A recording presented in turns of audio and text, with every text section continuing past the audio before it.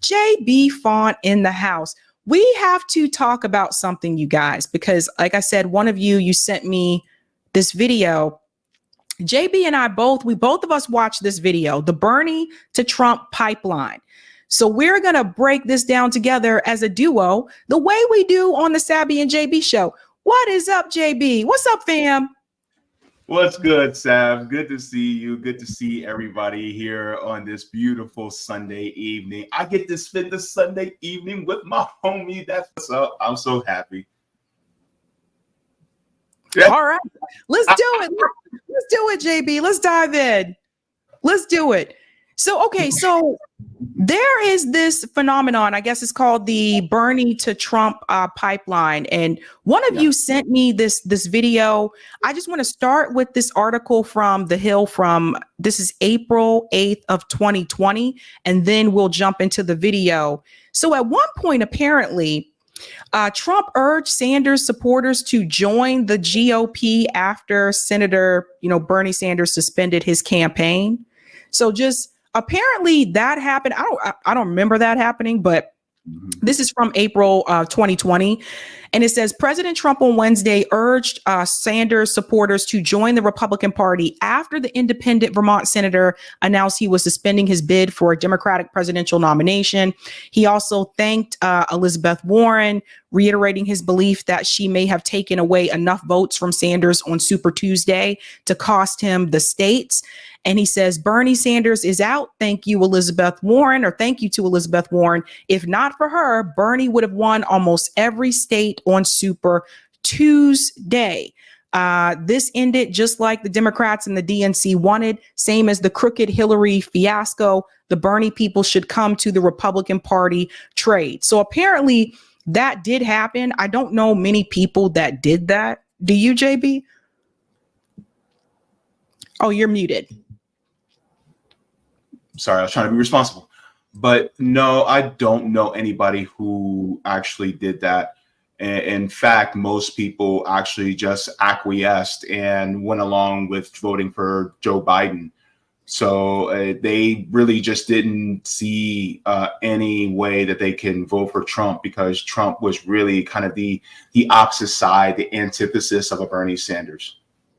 Right. Like I said, I don't know many people that did that. Maybe like one or two. I think one or two people I know did that or said they were considering doing that. Well, that leads to the video here that was sent my way. Kyle Kulinski talked about the Bernie to Trump pipeline. And again, JB and I both have watched this, and you have different things to add than I do. So I want to make sure, that's why I wanted to make sure you come on too, because you noticed things that I did not notice. So let's go ahead and get started, and I'll pause in between. Sanders back in the day to Donald Trump now, people that come to mind, Jimmy Dore, Matt Taibbi. He had a tweet the other day where he said, every time somebody calls me racist, sexist, or, whatever, fill in the blank, I'll donate $1 to Trump. High profile media figures who have effectively gone from Bernie Sanders back in the day to Donald Trump now, people that come to mind, Jimmy Dore, Matt Taibbi. He had a tweet the other day where he said, every time somebody calls me racist, sexist, or, whatever, fill in the blank, I'll donate $1 to Trump. And then you have Russell Brand, of course. He also sort of took this path. And the first point I want to make in reaction to this is that what the consistent trend you see through all of these people who did this is that these are either politician types, right? So like high profile people who have a name in the public, like Tulsi Gabbard and RFK Jr., or like, you can say activist-y too, that's RFK Jr., or they're media figures like Jimmy Dore, Matt Taibbi, Russell Brand, comedians, talk show hosts, investigative or independent reporters or journalists or whatever you want to call somebody like Matt Taibbi. And this phenomenon is not nearly as common among regular people, among working people, among the voting population. And in fact, there's data to sort of back this up. So, for example, in 2016, only 12% of Bernie supporters who voted for him in the primary ended up voting for Trump in the general election. 12%. Now, you might hear that and say, well, I mean, look, that's 1 out of 10. That's a pretty high number. but you have to compare it to others. So, for example, 28% of Hillary Clinton supporters who were with her in the 2008 primary over Barack Obama, 28% of them ended up voting for McCain in the general election, right? So we're talking more than double. And the other point to make is, when it comes to RFK Jr. and when it comes to Tulsi Gabbard in particular, these are people who, they supported Bernie in 2016, but they supported Joe Biden in 2020, right? And, you don't see much of people saying, this is the centrist to right-wing pipeline because these people supported Biden in the most recent election and now they're supporting Trump. So nobody says like centrist to right-wing pipeline, but you could probably dig up just as many examples, if not more examples statistically, of people who were more centrist type liberals who then end up going to the right. So that's the first point, okay, that this is more of an issue among high profile individuals, media figures, activists, politicians. It seems to happen more with them than it does among the regular voting population, right? JB, I want to chime in here for a second and I'll bring it back. Well, I'm going back to what I said last night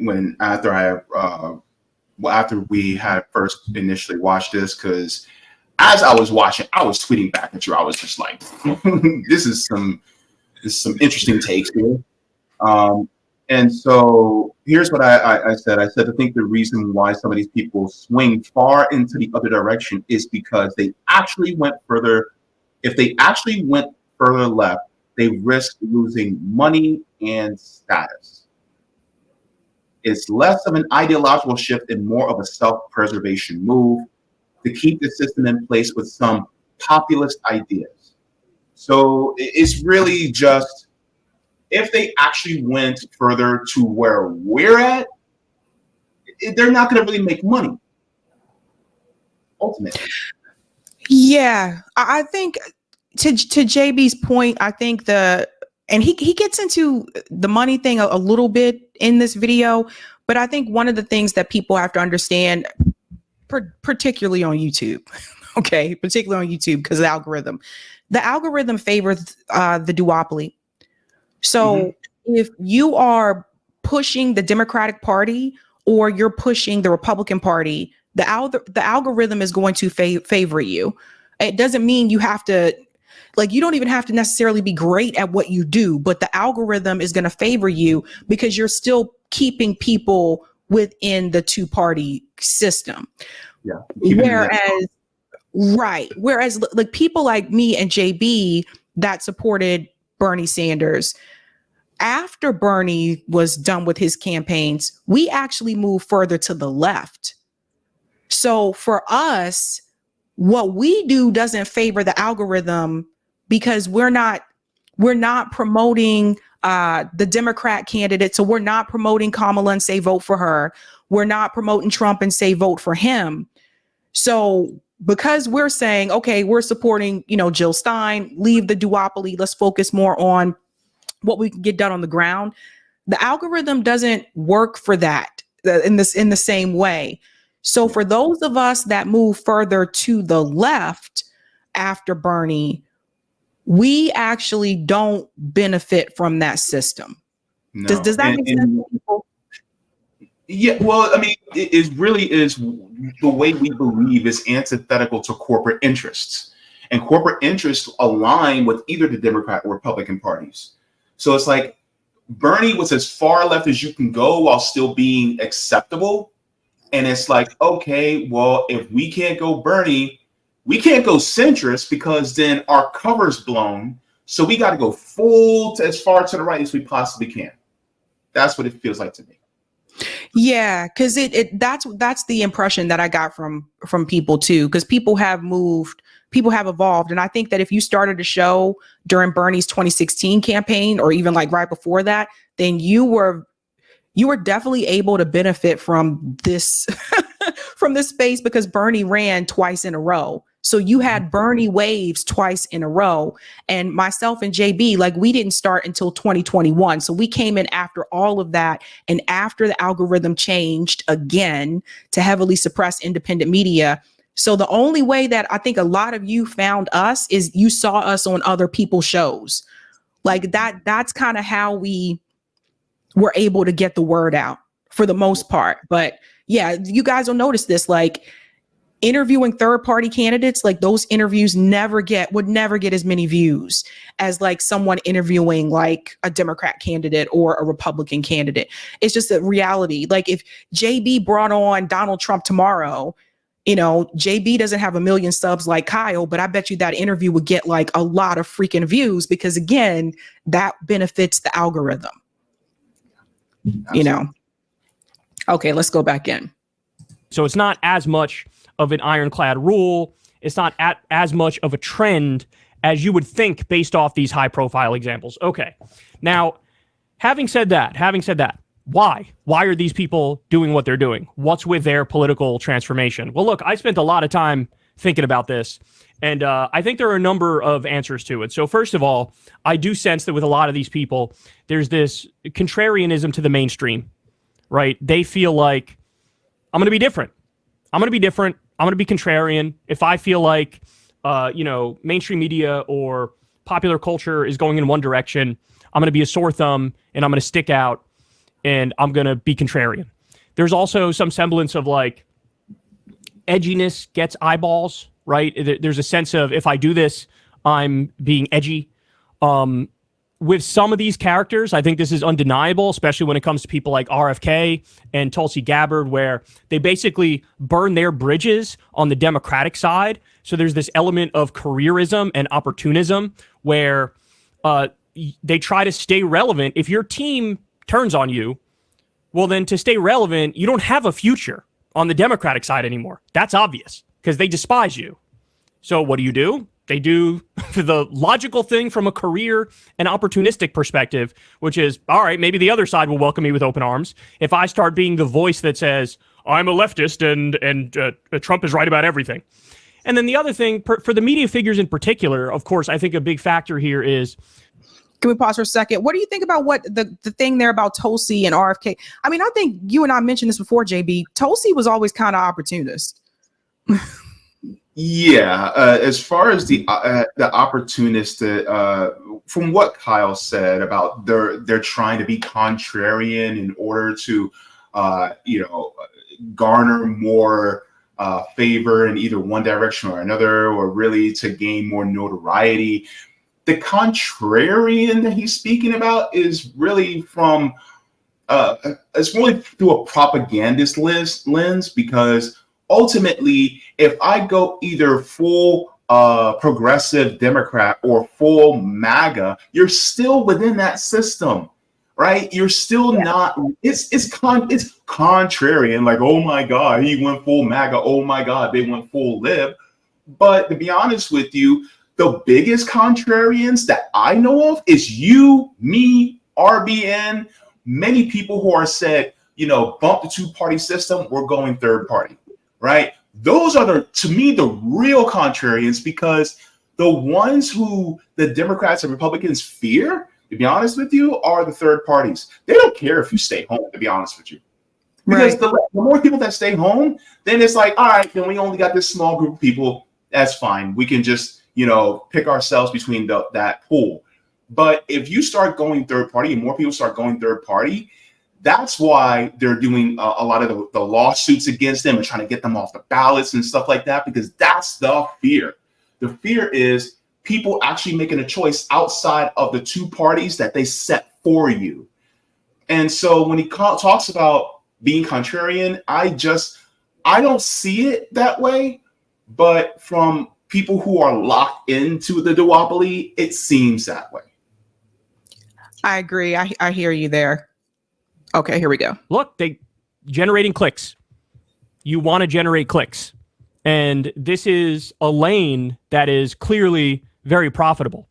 I think right-wing voters they love the idea of a transition story, right? Not involving trans people, of course, but they love the idea of a political transition story of like, I was with them, but now I'm with you, and I could tell you all the inner workings of the other side and how evil and bad and wrong and nefarious they are because I was in the belly of the beast. We saw this with Dave Rubin for example.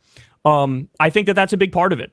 I think just generating clicks, and then also connected to that is eventually audience capture, right? Eventually audience capture. I remember a while ago, there was a video where Jimmy Dore, now remember, his posture for a very long time is like, look, I'm a lefty and I'm to the left of the Democrats and I'm going to criticize the Democrats from their left. For a long time, that was his shtick. And I remember he released a video where he was criticizing the Biden administration because at that time, there were some really bad videos coming out of the southern border where like the Border Patrol were beating the shit out of, you know, people trying to cross the border or whatever it was, or it had something to do with somebody on a horse or whatever. The details are kind of irrelevant. I think he's talking about the Haitian. Remember when the Haitian migrants were coming across the border, JB? Mm-hmm. Yeah. And they were beating them with the, yeah. But he did a video basically saying like, look at this. Look at how extreme this is. You know, the Democrats are exactly like Trump. This is not the way to go about the border. And then when you look at his comment section, he got way more dislikes than he normally would on the video. When you read his comment section, since he had been bashing the Democrats so much for so long, his comment section was just full of right-wingers who in this instance were like, no, fuck those immigrants. The Border Patrol is right, and you're wrong, Jimmy. And then from then, he didn't mention the border for a very long time because he knew it pissed off his audience. And then the next time he did end up bringing up the border, all of a sudden now he's a border hawk, right? And he wants to crack down on the border. And it's not the left-wing criticism that in the past he would have made. And so I think that's a perfect example of audience capture. So what do you think about that, JB, the whole thing about audience capture? Because one thing I will say is I think that particularly for whatever reason, and I don't know why it is, maybe just because they have more money, for whatever reason, it does seem like a lot of the right wing like commentators, like a Candace Owens, but not even just Candace Owens. I mean, just like a lot of them, it does seem like for whatever reason, they are pushed out in the algorithm a lot more, right? But I will say with the clickbait stuff, though, I think everybody in this space tries to use, I don't want to say trendy, but titles that really capture your attention, right? Or thumbnails that capture. I think all of us tried to do that. But I will say, I think that, well, let me go ahead and get your point first and I'll come back. I feel like Kyle is lacking some self-awareness right now. Because, yeah, so he can point to some people, for instance, like Jimmy, who was on the left, and then it seemed like he swung, you know, in the other direction. Kyle did the same thing. He just didn't swing as far. Because if you look at, you know, a lot of the tweets and things like that, he was cheering on Biden. He may have not have voted for him, but in a sense, through his rhetoric online, things like that, he was co-signing. So in a way, you feel like it's like, yeah, you can say that about Jimmy, but you also are doing the same thing. And that's what it feels like Kyle's kind of doing. You know, and that's honestly, I feel like it's kind of hypocritical for him to point it out and not say, you know, I kind of did the same thing. Because the thing is, like, he was with Bernie, which was to the left, and now he seems to be more going kind of veering towards the center in that way. I mean, maybe I'm wrong, but that's from what. And I feel like a lot of them have moved to this. So like, for example, when you say that people move, when he says that people move to the right, I feel like all of them did that. All of them may not have moved towards like Trump, but let me explain what I mean by moving to the right, people. Like if you were supporting Bernie Sanders and you said that, you know, you can't, I remember Kyle saying he couldn't support Joe Biden because he couldn't vote for someone who voted for the Iraq war. Remember that, JB? So I remember him saying like he couldn't, that's why he didn't vote for Joe Biden. But if you were supporting Bernie Sanders and then, you know, Joe Biden wins, becomes president, and all of a sudden you start, you know, calling Biden Dark Brandon or whatever the hell it was, the nicknames they were giving him. And now you pulled back because of like the genocide and said, no, you know, we can't do this. You endorsed or gave your support publicly to her face, to Jill Stein, And then the moment Kamala was announced as the nominee, then you decided to jump on board with the Kamala thing. So if you went from Bernie Sanders, who had, is basically a social democrat and had progressive policies, to Kamala Harris, you did move to the right. Just like if you supported Bernie Sanders and you said, well, this isn't going to work out, I'm going to support Hillary Clinton, you did move to the right. You didn't go to the far right, but you still did move right. Yeah. So why am I saying that? This is important because, again, when you think about the algorithm, it is a lot more profitable if you go along with the centrist Democrat lane. You can look at someone like David Pakman and you see that this works. You can look at someone like TYT and you see that it works. Granted, TYT, they'll start off telling you support the progressive, but then they always seem to pivot right back to the centrist in the end when the progressive, who usually was Bernie Sanders, did not win the nomination. They would go back to, you got to support that neoliberal candidate. That is moving to the right. Yeah. So I think that's still to the right. So I think that's the thing I want people to understand. Whereas, like, I think people like me and JB, we move further to the left. Mm-hmm. Yeah. And the thing is like, there may be some people who they will say they are on the left, but then if you start making more excuses for someone who is still within the duopoly, you're still keeping people within the same system. And the problem is that we need to leave the system. You know what I'm saying? Because people can say, well, I'm sick and tired of the Democratic Party and how they're, sheep herding people into it in order to lead them down the wrong path.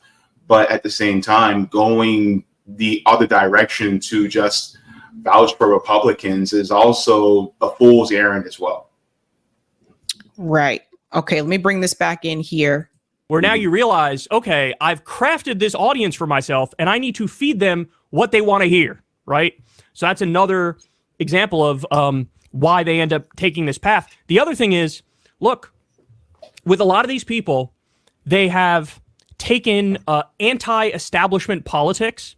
They've taken that kind of thinking to the extreme of now believing that anything that's the opposite of the establishment is correct by default, right? So one good example of this is, like, every lefty you'd meet is going to be anti-big pharma because of the profit margins, because of the price gouging, because, the government invests up front in the research and development to create these drugs. Then the drug companies swoop in, buy up the patent rights, and sell it back to everybody and price gouge the shit out of them. So every reasonable lefty is anti-big pharma, and they want to see reform. And, in my opinion, I want to see it nationalized, but other people might want to do more antitrust approach and, like, break up the big pharma companies. But either way, everybody on the left is, one extent or another, anti-big pharma.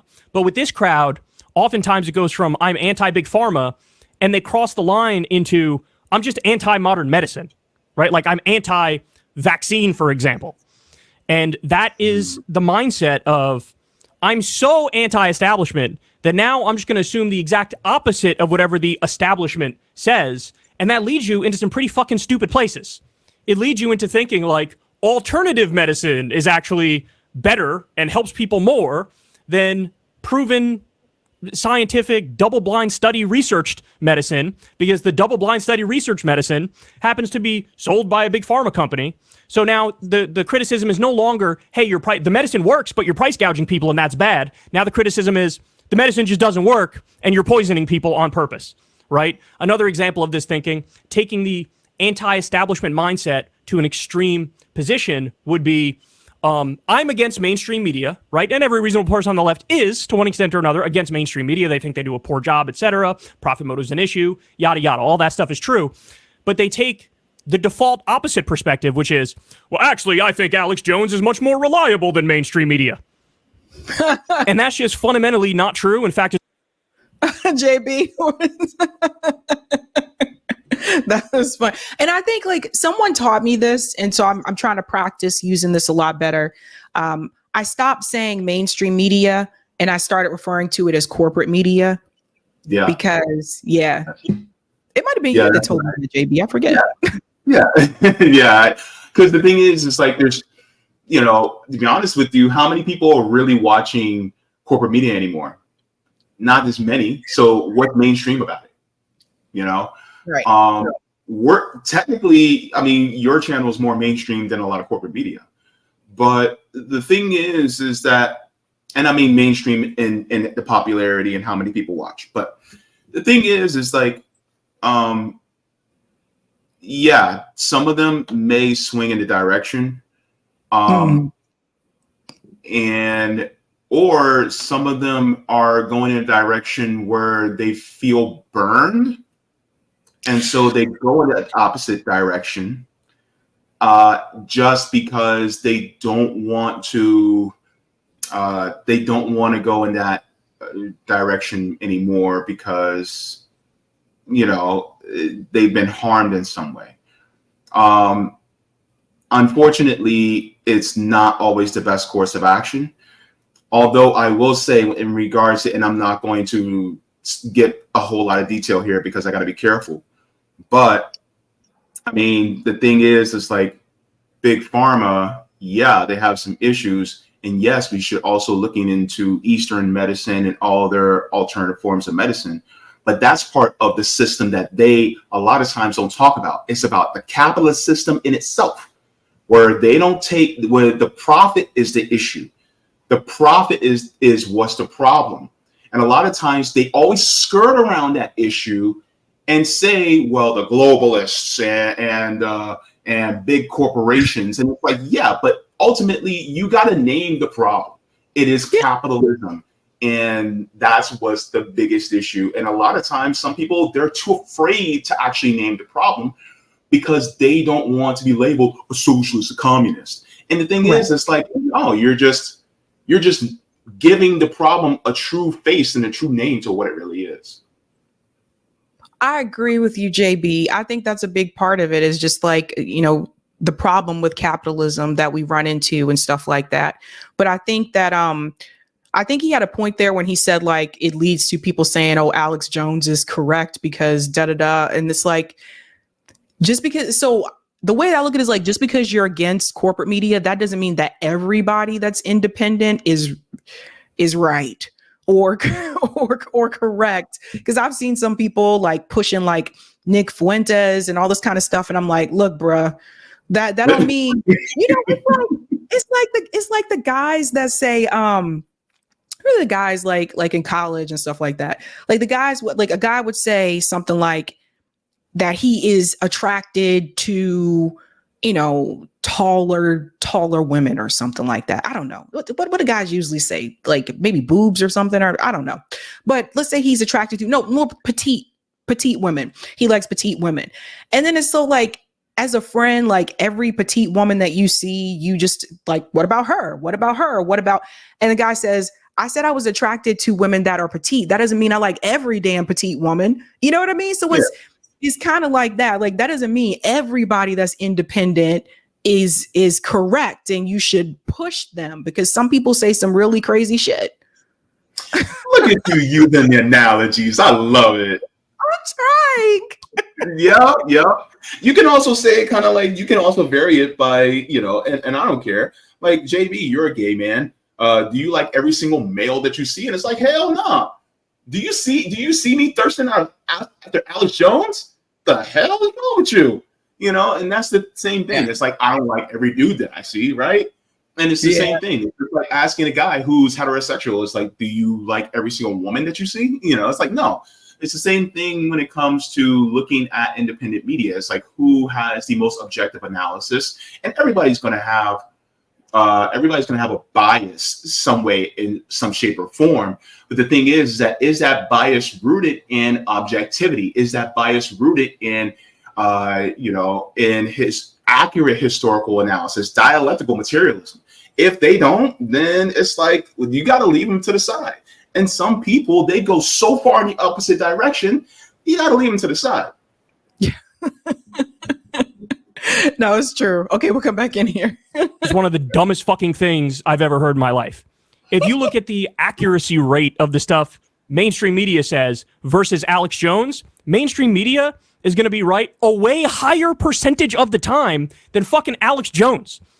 who's a liar, right? I mean, this guy literally says he thought Hillary Clinton and Barack Obama are literal demons, and one of them smells like sulfur, and look, a fly landed on Barack Obama, therefore he's fucking Baphomet or whatever. The shit he says. And then provably untrue things, and people just act like, no, we don't need to fact check him. You know, he just let him do his thing. And then what they do is take the kernels, the rare instances where he's right, and go, see, he's more trustworthy than mainstream media. That's taking anti-establishment politics to the dumbest possible conclusion, because your default perspective is the establishment must be wrong in all circumstances. And then beyond that, with some of these characters, not with all of them, with some of them, I think there's an element of accelerationism, right? The idea that, hey, in order to get left-wing victories, you have to burn it all down to build something fresh and new. And then if that is your perspective, you could see how somebody who's nominally on the left would take the position, well, Trump will lead to the system burning all down faster, and we could have a revolution after that and fix everything. Therefore, we're going to go in that direction. But again, I think that's just accelerationism. I think is just an idiotic position. I think there's... I haven't heard anybody say that Trump would do that. Have you, JB? No, I'm going to be... look, I want to be honest with you.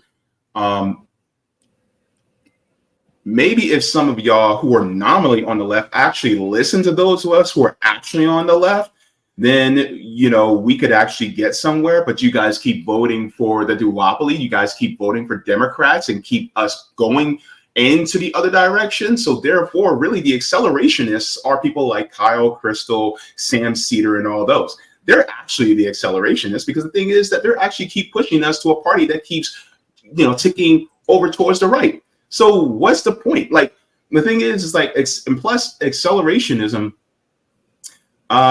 you know, the problem is that most people, like, I don't see them fighting as hard when there's a Democrat in office. No, and I think the thing is like when you do go along with the establishment candidate instead of the progressive candidate that you were rooting for, I think what ends up happening is you still in turn end up pushing your audience to further to the right as well. Because now you went from you support people that have corporate money, take corporate money. That was a big one, right? Don't support people that take corporate money, which makes sense. Medicare for all is a litmus test, that kind of thing. So if you go from that to, okay, let's just go ahead and support someone like Kamala Harris. Now you're pushing your audience to support someone who does take corporate money and does not approve of Medicare for all. So you also are moving your audience further to the right. David Pakman was the first one that I saw do this. That was a progressive. He was like diehard progressive at first, and then he slowly kind of moved his audience over towards that centrist like Democrat lane. Next thing I knew, he was sitting in office rooms with Kamala Harris, like dead serious. Like Brian Tyler Cohen is another one that you will see. So like, I do feel like when we talk about even his show, Secular Talk has changed too. I remember when I felt like that show used to be further left, less like establishment, and then it was like, as time went by, it just over the past, since I would say 2021, it started going further to, okay, well, let's just kind of go along with the establishment Democrats. Whereas when Biden was running in 2020, he said he couldn't vote for him because he voted for the Iraq war. But now you're pushing people to support a candidate that's a part of the administration that's complicit with genocide. So I think you're moving that audience to the right as well. Does that make sense? Yeah, it makes perfect sense.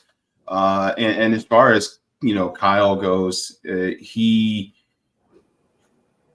I feel like the lack of self-awareness there. It's like, dude, you have been moving further to the right, and you call it just trying to stave off fascism, when in reality you're staving off fascism by moving closer to it. Is that the logic here?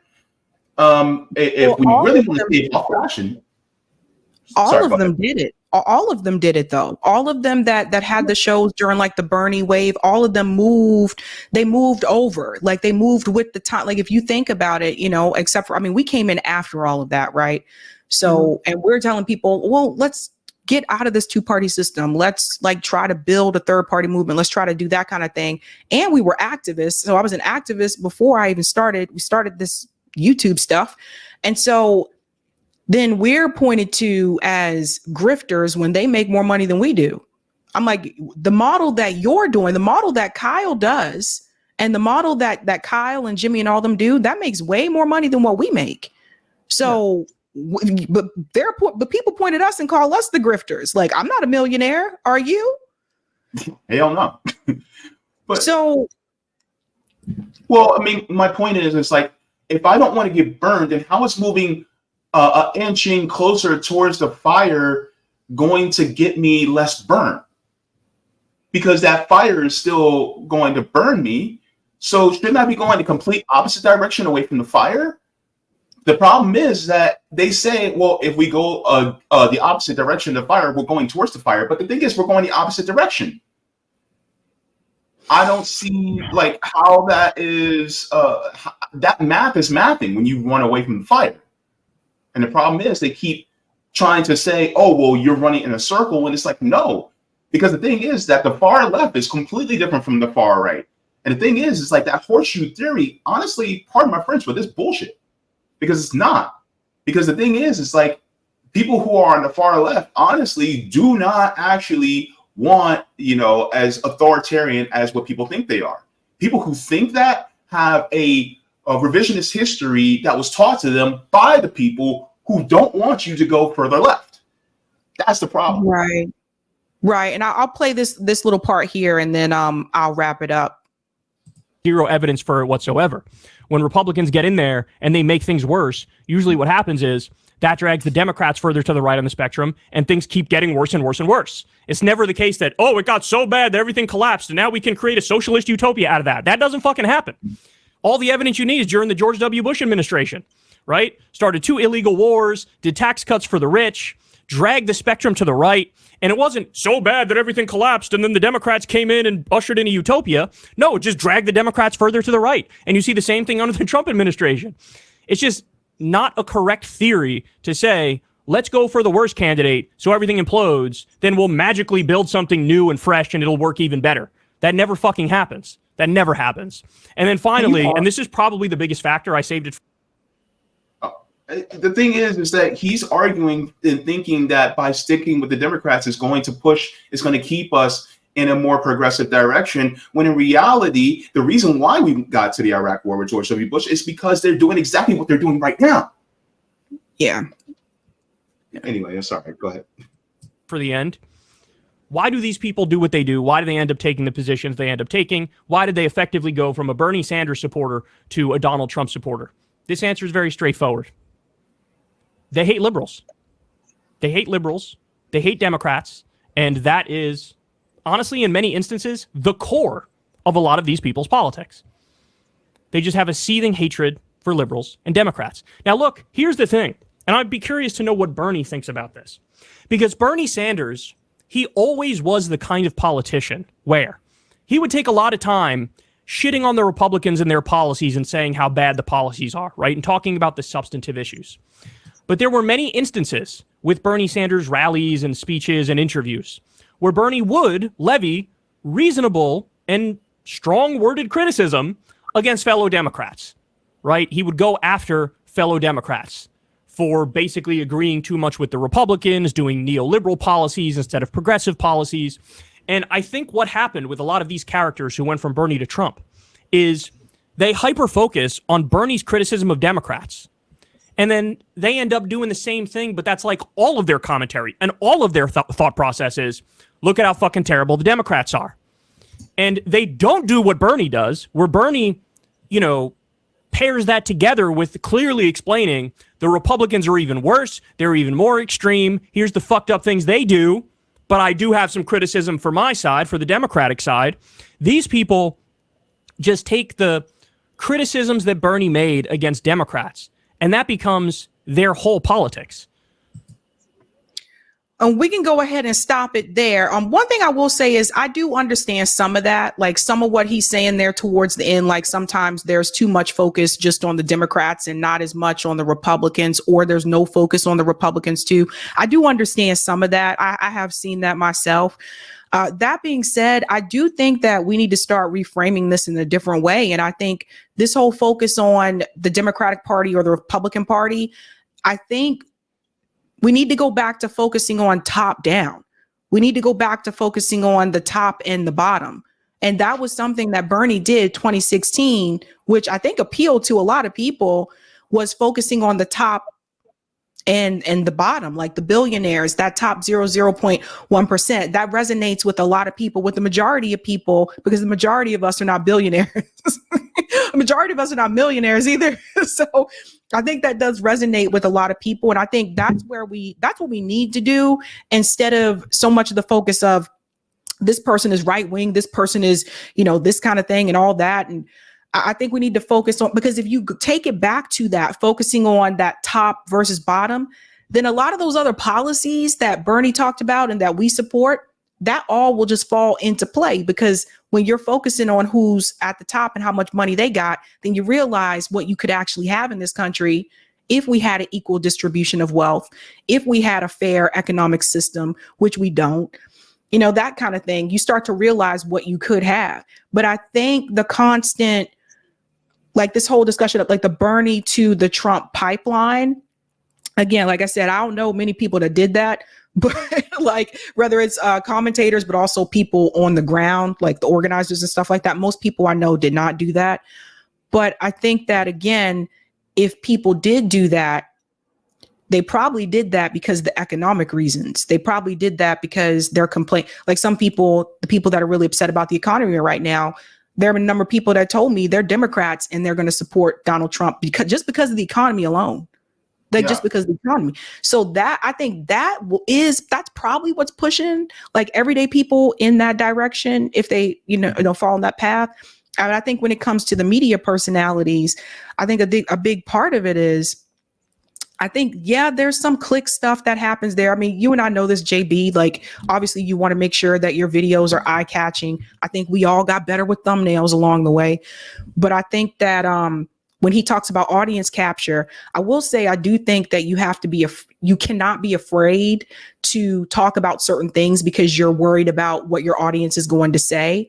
I mean, there's been times people turned on me when I went to cover that RFK announcement. When RFK was announcing he was running for president, it was here in Boston. So it was local. So I was like, hey, I should just go on the ground and cover that. So I signed up for the press pass, and I showed up there to cover it.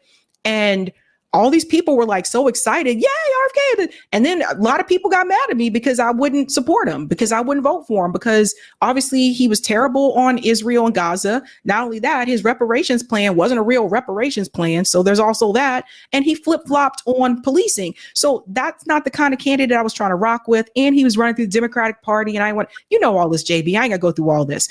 But anyway, some people got mad at me when I started to criticize RFK, and they were like, I'm unsubscribing. And I was like, bye. Like, Bruce's. Yeah. And one of the things a lot of people don't think about is some of the people who may have went from Bernie to Trump is because they don't know of any other alternative. And that's the problem, because some of these people who we're talking about, they don't provide an adequate alternative. Or if there is an alternative, they're not good enough for them, even though they're outside of duopoly. So the thing is like, if we're going to talk about top down, sometimes when you start to think of top down, you start to look at the duopoly as, no, they're for the people at the top. We're the people at the bottom. So we have to go with people who are going to actually go along with us. So the thing is, it's like, if they're not talking about actually top down and walking away from both parties that are trying to contribute to keeping the top on top, then you might want to scurry on to somebody else who actually is talking about the real class issues. Yeah. And I think that, if some of these like third party candidates and stuff were given the fair attention that they needed to get, you wouldn't have these two candidates. People are like, oh, I don't want to vote for either one of them. You wouldn't have that. I really don't think you would. And more people would be aware. I try to spread as much information about third parties and stuff as I can. But I think that the fact that Jill Stein is on as many ballots as many states as she is right now, and by the way, it's just September. The fact that she's on as many states as she is by now, I'm just like, no, there's really no excuse. She's on enough states to get over 500 electoral votes. Yeah, 517. So there's really, so it's just getting the exposure and getting the word out and stuff like that. So I think that, eventually I think third party or independent is going to break through in this country. I don't know when, but I think eventually it's going to break through. Mm-hmm. Yep, definitely. And that's my time. JB, someone was asking in the chat, tell them about your YouTube channel. I mean, we're on RBN, we're on Revolutionary Blackout, but you have your own channel. Oh, yeah. I have my own YouTube channel called the JB Font channel. If you guys would like to, you guys can subscribe there. Just type in JAYBEFAUNT, and then you guys can subscribe there. And then I also am here with Sabby Sabs on RBN on Thursdays for the Sabby and JB show. And then I do my own JB show on Sundays on RBN. So, and I'll be in Tampa this Tuesday to cover the Uhuru movement, the Uhuru 3. I'll be covering that on the ground in Tampa. So hopefully I get to meet Chairman Omali Yeshitela, Penny Hess, and Jesse Neville on the ground there. And I think Jill Stein's going to be there too. So, all right, tune in. Yeah. Don't forget that, guys. Tuesday, the Uhuru trial begins in Tampa. So definitely follow JB for that.